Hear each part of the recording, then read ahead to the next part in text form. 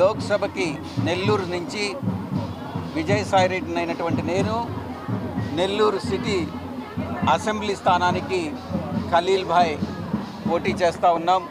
మా పార్టీ అధ్యక్షులు శ్రీ జగన్మోహన్ రెడ్డి గారి ఆదేశాల మేరకు, ఆయన ఆశీస్సుల మేరకు కేంద్రం నుంచి అత్యధికంగా నిధులు రాబట్టి రాష్ట్రాభివృద్ధికి, ముఖ్యంగా నెల్లూరు పట్టణ అభివృద్ధికి నేను అహర్నిశాలు కష్టపడతానని నేను ఈ సందర్భంగా తెలియజేసుకుంటా ఉన్నాను. ఇక పార్కులు, క్రీడా మైదానాలు అభివృద్ధికి, భూగర్భ అభివృద్ధికి నా వంతు నేను ఖలీల్ అహ్మద్ వంతు ఆయన కృషి చేస్తారనని నేను సందర్భంగా తెలియజేసుకుంటా ఉన్నాను.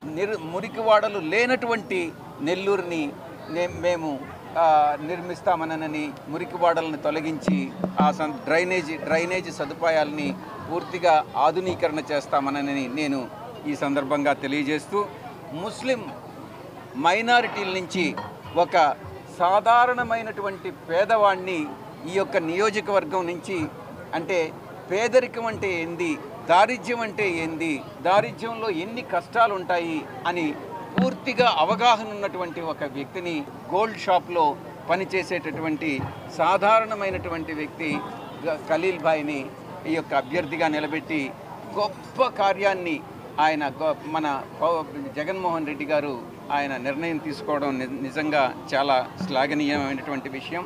డీబీటీలో కానీ, నాన్ డీబీటీలో కానీ ఇప్పటి వరకు మా యొక్క ప్రభుత్వం వచ్చిన తర్వాత 33.75 కోట్ల రూపాయలని ఈ యొక్క డివిజన్లోనే అభివృద్ధి కోసం ఖర్చు చేయడం జరిగిందని అన్నటువంటి విషయాన్ని తెలియజేస్తూ, గతంలో ఇచ్చినటువంటి హామీ ప్రకారం రంగనాయకులపేట ఆలయం వద్ద రజకుల కోసం ధోబీఘాట్ని నిర్మాణం పూర్తి చేసి చూపించామన్నటువంటి విషయాన్ని తెలియజేస్తూ, 2019లో గౌసియా హాస్పిటల్ ఏర్పాటుకు ముస్లిం సోదరులు విజ్ఞప్తి చేయడం జరిగింది.